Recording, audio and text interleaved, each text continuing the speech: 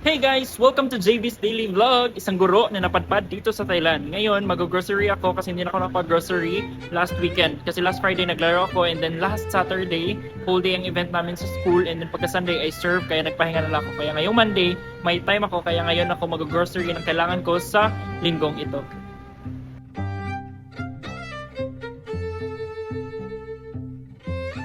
Check ako ng carrots nila, isang lalaki, tas medyo nagmahal siya ngayon. So ngayon nakakita ako ng 25 baht.